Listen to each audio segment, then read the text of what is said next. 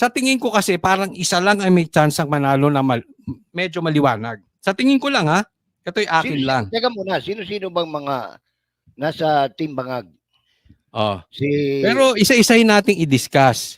O yung favorite mo. Hindi, anuhin muna natin. Yung pinakamatino. Ito, babasahin ko isa. Yung pinakamatino. Simulan natin sa pinakamatino. Basahin mo muna yung 12, tapos isa-isahin natin. Oo, basahin ko muna. Simulan natin sa pinakamatino. Oo. Abalos. Maganda lalaki yan. 4 ang mata. Nakasalamin yan eh. Diba? Dito Lapid. Dating mayor ng Mandaluyong. Ayan.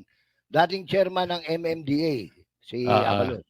Elizabeth Channel, maraming salamat po. At kapag siya ay nag-file ng Certificate of Candidacy, magiging dating Interior Secretary. Dahil papalitan yan eh. Sa batas kasi, Oli, kapag you're occupying a position, pag nag-file ka ng Certificate of Candidacy, automatic resign ka. Kaya ganoon ang mangyayari kay Secretary Abalos. Pag nag-file siya, halimbawa bukas, na kanyang COC, hindi na siya pwedeng maging secretary ng DILG. Papalitan siya ni President Marcos. Ganoon ang batas. Sa batas yun. Sa batas, Batas yun. I still believe. Thank you. Ang batas ay batas. Nasunod ba? Baka sakali sundin nila. Baka sakali. Sino yung pangalawa? Hindi. Isa-isa na. Discuss na muna natin isa-isa. Unahin natin yung may chance manalo. Pero ako, ayoko manalo. Kayo, tanungin ko kayo. Gusto nyo ba itong manalo? Sino? Si Erwin Tulfo. Erwin Tulfo. Ano masasabi mo dyan? Masasabi ko, pagkakakilala ko sa kanya. Kasi ako, kilala ko siya, dati siyang reporter ng ABS-CBN. Alam ko, naka-4 na girlfriend siya rawan. Uy! Tinatanong mo ako kung kilala ko eh. Sa loob Sa loob mismo lang. Sa loob mismo. Iba-iba. Yung isa nga, kamag-anak pa ng misis ko eh.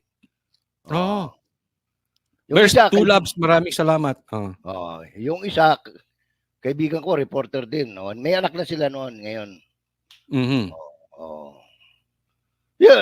Kapatid din siya nung kaibigan ko. Kaibigan ko sa lahat ng Tulfo, ang kaibigan ko riyan, si Ben Tulfo. Si Bitag. Pero, iboboto mo ba? Susuportahan mo? Dapat magsuportahan natin. Si Erwin? Inday lang. Alam mo kung ano ibig sabihin ng inday lang? Kasi si Erwin Tulfo, ang nanay niyan, Dabawe niya. Ako. Taga Manay, Davao Oriental. Sa Manay, ang usapan dyan, Dabawenyo. Hay ikaw pasingod, saan ka papunta? Kaya pag sinabing inday lang, ewan ko lang. Ewan ko lang. Ako, sa akin, Sergey, Hindi ko type yan. Tama yun. May choice. Negative ako dyan. Negative ako dyan. Alam mo, sa akin, siguro para sa akin, sa akin lang naman, hindi ko alam kung parehas kami ni Sergey, lahat, as in lahat, ng susuporta at kung meron man na susuporta sa pag-impeach kay BP Sara, wag na natin iboto. Yan ang posisyon mo. Yun ang posisyon ko. Pero si Erwin, kung ano man siya o hindi, ayoko sa kanya. Esmeralda Basa, maraming salamat. Okay yun. Ayun. Demokrasya tayo eh. Kung ayaw mo sa kanya, wag mo siya iboto. Ngayon, iba pa yung ayaw mo doon sa kandidato at saka ayaw mong dapat manalo. Kasi kung ayaw mo lang sa kanya, hindi mo boboto. Pero kung ayaw mo siyang maging senador, kailangan magkampanya ka na sa ibang tao na wag iboto yan. Dapat ako, ikakampanya ko. Ayaw ko talaga. Ayaw ko talaga. Ako naman, ang gagawin ko, sige. Ngayon, ipakikilala ko sa iyo. Sa pagkakakilala ko, sino yung mga binabanggit mo. Yan, sige. Oo. Hindi, tama. Kasi mas, Oo. mas Kasi, kilala mo itong mga to. Lalo ito, broadcaster to dati. number one, may problema pa siya riyan kung magko-qualify siya. Oo. Kasi convicted yan of Mm. moral turpitude si Erwin Tulfo. Supreme Court decision na yan di ba? Libel. Oo. So, Convicted na. alam ko, convicted yan Oo. Mm. At saka may problema pa yan sa citizenship. Yun. Isa, yan yan yun so din isa. So, yun, kaya ako, sabi ko nga, sila deklarado, pero ang tanong dyan, tutuloy ba sila? Yun. Mm. So, yun. Nakakadalawa na tayo. Sige. Next. Oo. Abalos. Sige, Abalos na tayo. Sandali yung ating kaibigan ay may message. Share ko po sa inyo every time. Okay. Sige. Thank you. Ewan ko kung nanonood sila ngayon dyan. May nag-message sa mga kaibigan natin. Share po. Share. Hello, shout out sa inyo. Kumustahin mo sila? Nanonood sila sa iyo. Ano pangalan po? Ano yung mga kaibigan natin sa CP Garcia Avenue. Philippine Japan Friendship Highway. Shout out sa inyo sa mga kaibigan CP Garcia at mga taga CP Garcia. CP Garcia Avenue, Philippine Japan Friendship Highway, Airport area, Davao City. Di mo pa nakukuha. Nanonood sila. Nanonood sila. Yan. Sino doon yung mga galing sa labas na pumasok o yung nasa loob na lumabas? Pareho. Ay, shout out sa inyo sa mga nanonood sa inyo. Eto na, I'm back. Pero namimiss ko kayo diyan Totoo, namimiss ko. Namimiss ko yung mga taga kay OJC. Alam mo, ang babait talaga nila. Tinuring tayong pamilya. Alam mo yung, di ba kasi, pag may problema ka, mainitin ang ulo mo Di ba? Dapat ikaw ang iniintindi. Pero itong mga taga kay OJC, maisingit ko lang, napakababait. Tinuring tayong pamilya, bagamat sila yung may problema. Parang sila pa yung cool lang. Kaya namimiss ko talaga. Ibang spiritual foundation nila Lalim. Ang lalim. Noot, kumbaga sa Tagalog, noot na noot. Okay, balik tayo. Nag-uusap kami nag-uusap kami mga banateros, mga taga MSM bakasyon muna tayo, pahinga naman tayo. May nagsasabi kung saan magbabakasyon, dito. Alam mo, sinabi ko kung saan ako. Davao. Yun ang saan tayo ako, sabi ko. Balik ako Davao. Pag gusto mong bakasyon na outside of Davao City, pwede ka naman dito sa amin sa Davao del Sur. Kung gusto mo, mas malamig sinabi nila. Pupuntahan kita diyan. Alam mo ba, 5 piso lang ang lansones ngayon dito? Sarap ng lansones diyan. Libre Siyempre, yung pomelo paborito ko. Libre tikim hanggang gusto mo, basta sa ilalim lang ng puno. Doon lang. Kuha ka lang. Kuha ka lang. Ikaw na. Sige, Abalos, ano na? Yun nga, sabi ko, naging MMDA chairman, naging mayor ng Mandaluyong. Dati kong customer nung ako'y meron pang bar and restaurant. Pero sa tingin mo, kasi ito sa atin lang. Abogado siya. Abogado rin, abogado. Pero sa tingin mo, hindi ako sigurado kung ano natapos ni Erwin Tulfo. Pero si Kuan, abogado. Abogado yan. Pero sa tingin mo, karapat dapat siya maging senador. Sino? Si Abalos. Si Abalos? Pag-iisipan ko pa. Kasi ang Senate, legislative yan Tagagawa ng batas. Tigapanday ng batas. Dapat ang batas, walang kinikilingan. Di ba? Pagka mali, mali. Sumunod ba sa tama si Abalos? Maraming siyang sablay nitong uli. Ah, Oo.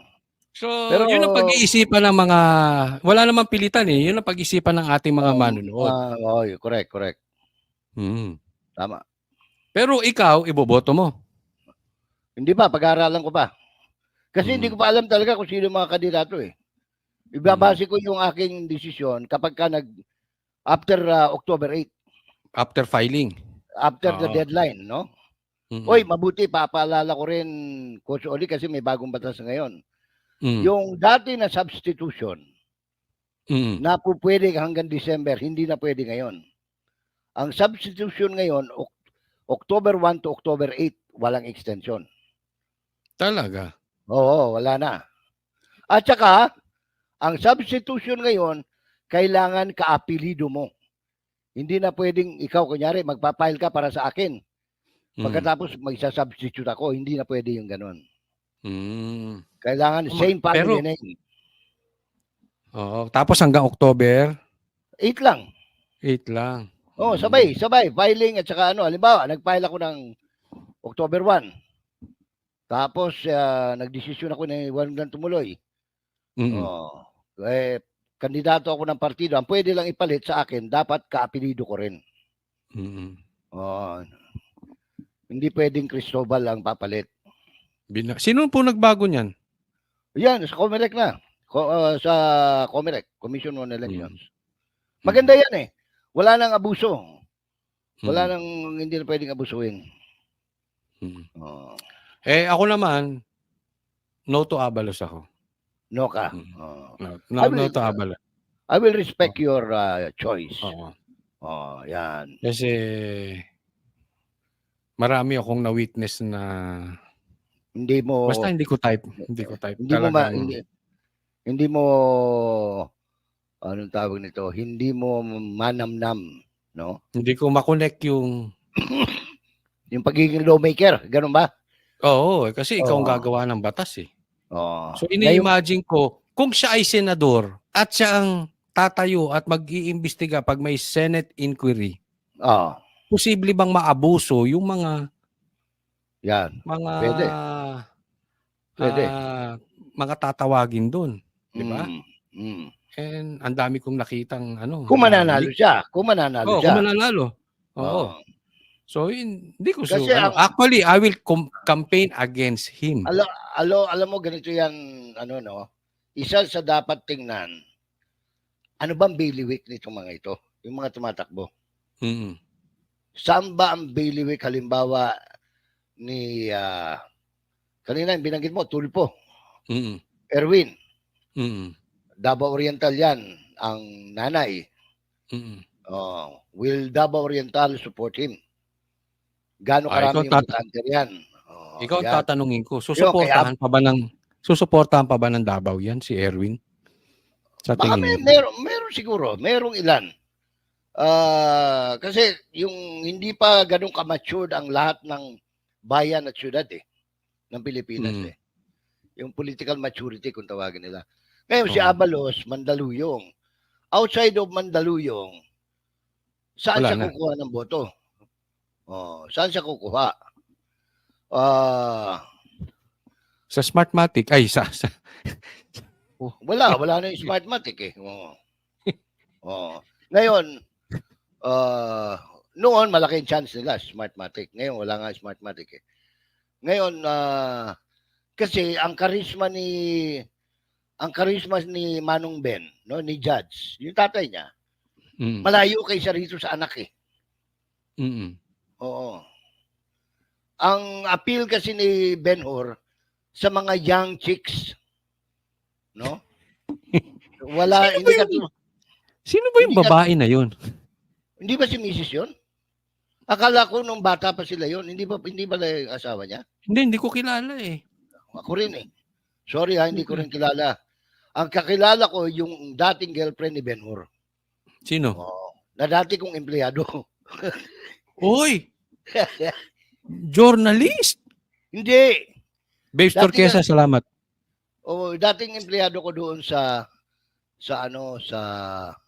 Retro Bar and Restaurant. Sa Roses Avenue. Dati akong operator ng bar and restaurant. Ay, may suki. Ano siya, customer relations officer ko yung ano. Pero hindi ko alam kung nagkatuluyan sila. Pero alam ko kasi pinopormahan niya yan noon. Hindi ko lang alam kung nagkatuluyan sila. O kung nagkaanak sila, whatever. No? Huwag mo akong tanungin. Hindi ko alam. Ang dami ko talaga natututunan kay Sir J. Nako, grabe. Oo. O, sige. Next tayo. Number 3. Number 3. Sino number 3 dyan? Ito, unahin na natin si Tolentino. Tolentino. Si Tolentino, Kabiteño. No? Dating chairman din ng MMDA yan. Naging chairman din ng MMDA. Ang alam ko, ewan ko lang kung naging mayor siya ng Tagaytay. Kasi si Bambol, yung kapatid niya, mayor ngayon ng Tagaytay. Abogado yan. Yan medyo magaling na abogado. Kasi mukhang nakapag-practice yan. Si Tolentino. Kung pakikinggan mo lang siya sa mga argumento niya, medyo may bubuga.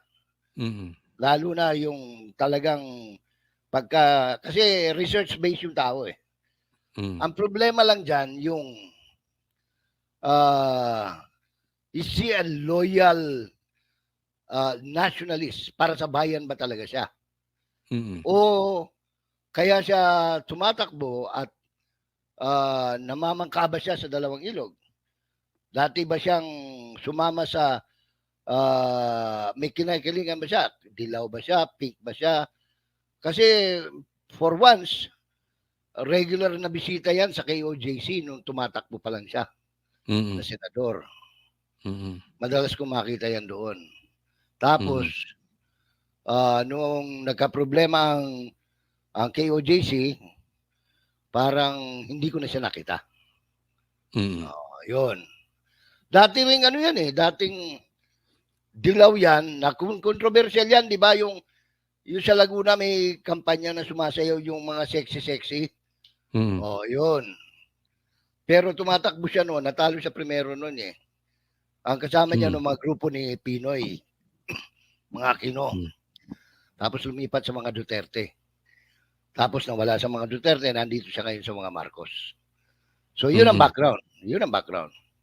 Pero ano daw ito eh? Sinabi nung editor natin dito na naging mayor ng Tagaytay at napaganda raw ang Tagaytay. Kasi hindi mo nagtatanong, meron akong lottery yan eh. Ginamit, ni-request niya na kasi ginawang parang pabahay ng mga may hirap doon. Tapos pinalitan ng lote sa isang subdivision. Ako naman, ayoko na may kaaway. Gigipitin din ako, di pinagbigyan ko na. Ganun. Yun. Pero tama ka, magaling na abogado to si Tolentino. Magaling. Oo. At saka yun lang, medyo siguro, baka lang naman, medyo kinapos siguro sa budget, kaya kumapit sa admin, dahil siyempre alam natin ang pagtakbo. Lalo na Pera yan eh. Kung wala kang 300 milyones dyan, huwag ka nang tumakbo. Wala kang backer na ganun kalaki ha. Magastos ang national election eh. I should know, tumakbo ako noon eh. Meron pala akong kahit magaling ka, wala kang pera, hindi ka mananalo. Wala din eh. Wala. Kaya siguro, posible umano yan. Pag-aralan natin. Tingnan natin. Pero alam mo, maganda yung sinabi mo kanina, Sir Jay, nung dating pumupunta ng KOJC tapos biglang ngayon ay tumahimik. Actually, ang daming tumahimik nung no? Kahit naman siya Abalos noon, pumupunta rin eh. Dami, no? At saka kompleto naman tayo, ang dami naman litrato doon, hindi naman tayo pwede magsinungaling. Nakita natin, Nakabalan kahit si Marcos, di ba? Si Marcos, madaling araw pa pumupunta roon eh. Nani-include noon eh. Nagpapa-pray over pa. Sinoli yung upak ng upak kay Pastor. Oo, nung tumakbong vice president dyan, nagpabindisyon pa yung inahipak na yan. Teka, bago natin ituloy ha, bago natin ituloy sa Senado, kasi maganda yung nabanggit mo eh. Sundan lang natin, no? Anong masasabi mo? Kasi gusto kitang interviewin noon eh. Tinatawagan kita sa telepono noon. Kaya lang hindi tayo nagkakasabay ng oras dito Schedule. nung nasa Davao tayo eh. Oo. Ito yung gusto kong topic na interviewin sa iyo. Oo. Medyo itong si Noli balasubas ang sa aking Bibig. pagkakadinig hindi maganda yung interview niya kay Attorney Torion eh. Bastos yun. Bastos yun. Yun ang kung pagbabasehan natin yung sinaunang disiplina sa broadcasting. Pwede ko siyang suspindihin nung ako pa news director at station manager. Dahil mali, no? Wala sa hulog eh. Wala sa hulog. Alam mo, number 1 cardinal rule sa tawag nito sa broadcasting. Habang kausap mo, be courteous. Yung resource person. Gusto mo siyang balagbagin, bardagulin, pagkatapos na. But habang kausap mo siya, parang yan eh, inimbita mo siya eh, bisita mo siya eh. Pagkatapos babastusin mo eh, mas bastos ka nun. Tsaka parang, yun? Punta ka sa bahay ko. Di ba? Pagdating mo sa bahay. Pangalawa, nakikipag-argue siya sa abogado de Campanilla, bobot kalahatin mo siya, wala siyang alam sa batas. Totoo. Di ba? Ako, prangka-prangka ako magsalita eh. Makikipag-argue ka, sabi, hindi, ka lang. Kaya yun eh.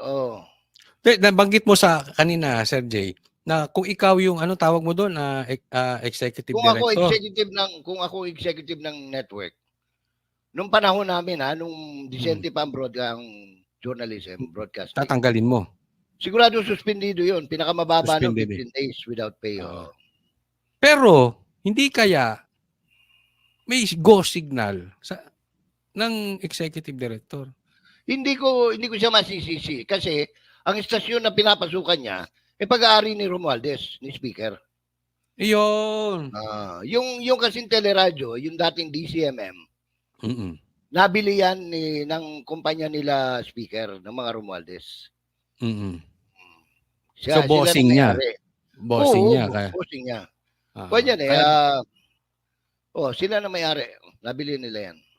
Yung 630 pagkabastos, no? Binastos niya si Atty. Torion doon. Hindi bale, hindi naman nagmukhang bastos si attorney. Pinagbigyan naman niya. Salute ako diyan kay Atty. Torion. Kasi sabi ko nga, pagka mga ganyan, hindi na dapat pinapatulan yan. Kasi alam mo ng bobo, papatulan mo pa eh. Alam mo, nakita ko yan kay Atty. Torion na. He is very professional. Kasi nung unang yung unang press con doon, talagang medyo yung media mainit. Si Atty. Torion cool. Ako yung kami? Gusto kong pagbabatukan yung ron. Grabe sila. Ang mga taga mainstream media masyadong yung ngayon yung kasalukuyan. Mahina na, entitled pa. Gusto nila ini-spoon feed sila. Gusto nila kung ano yung gusto nila, bigay mo. Hindi ganoon ang pagiging journalist. Pagiging journalist, paghirapan mo. Kasi karamihan sa kanila nasanay na dun sa may press release. Binibigyan yung press release nakapasok sa envelope, may konting barya. Nakasubo no? Yun. Kaya hindi sila sanay ang isinusubo mo sa kanila, ideas, brilliance, wisdom. Hindi sila yung mga bagong tubo ngayon, unfortunately, most of them hindi ko nilalat. Yung kung ano sabihin sa press con or kahit ibinulong sa kanila balita, babalita na kahit without checking yung sila, may sila, may agenda sila. Halimbawa, kunyari, ganito lang gipitin mo sige ganito. Hindi, they are not there to get the news, the story. They are there to tawag nito, to validate their own story, their own propaganda. Gipitan, ano? Ako, I agree na na-witness ko yun. Sabi ko, grabe. Kasi yung mga ganyang galawan, medyo maintindihan ko pa sa politiko eh. Dahil sanay tayo eh. Yung mga politiko talagang iba yung pinapakita sa camera, iba yung ano. Diba? Pero pagdating sa media, talagang medyo may hint ako. Alam ko may ganun na nga sila dahil sa talagang pananahimik nila ngayon.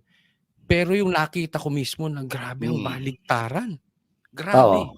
Ibang nangyayari. Sabi ko nga, tinatanong nga ako doon, why did you retire? I said, I cannot hack the corruption.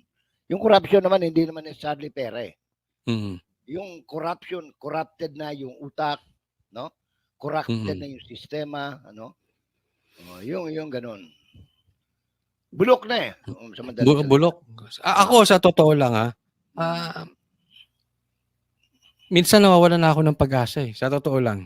Kung hindi ko lang titingnan, may Diyos eh. May pag-asa pa rin. Pero pag tiningnan mo yung sistema, sa nakita ko, parang ang sarap na mag-abroad. Parang ganun eh. Parang wala na. Ako naman, alam mo, hopelessly romantic kasi ako eh. Noong from 1986, as usual, pagka journalist ka, dapat talaga critical ka eh. No? Pero it never came to a point na yung frustrations ko, pinapaandar ko. Kasi sabi ko, hindi, may bukas pa eh. Until, yun nga, dumating, 2016. Dumating yung bukas, di ba?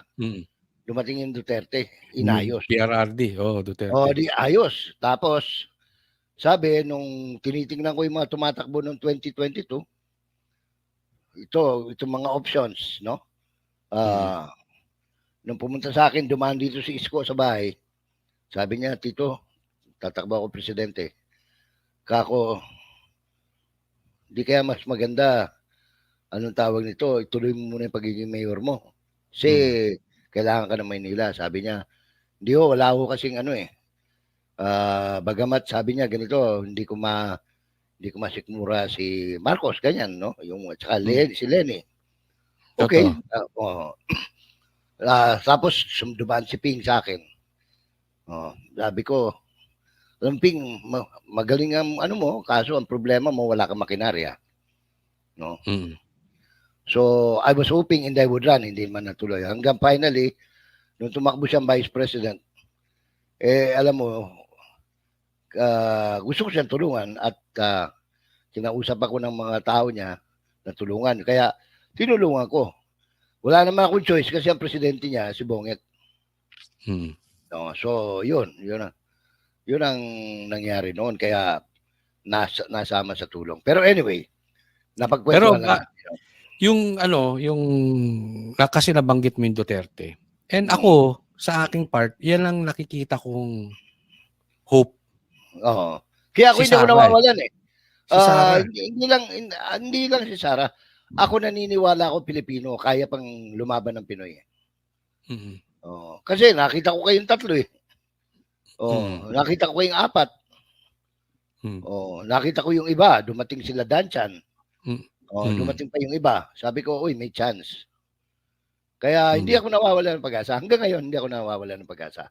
Kasi, mawawalan lang siguro ako ng pag-asa kapag ang resulta ng darating na eleksyon next year,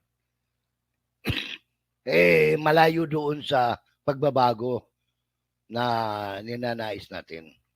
Kaya nga, dapat ang gawin lang natin ngayon, tulungan natin ang tao na mag-mature yung electorate. Kapag halal, no? Ng mga tamang magiging leader. Umpisa sa mga sa kagawad ng lungsod, no? Sa mayor, vice mayor, ganyan. Vice governor, kagawa, sangguniang panlalawigan, governor, congressional district representative, party list representative, at saka senador, of course. Dahil alam mo, tama ka dyan, Sir Jay, kasi andyan na tayo ulit. Tinitingnan mo yung na may pag-asa pa tayo, yun nga lang, kailangan bumoto ng tama. And Oo. ako, yun nga nakikita ko, at least sa 2028, ako, very positive that Sara will be the next president. Unless meron talagang tragic na mangyari. Ako, yun na talaga nakikita ko. But sa 2025, going sa 2025, kailangan din natin, bago natin pag-usapan tong mga senators, Mm.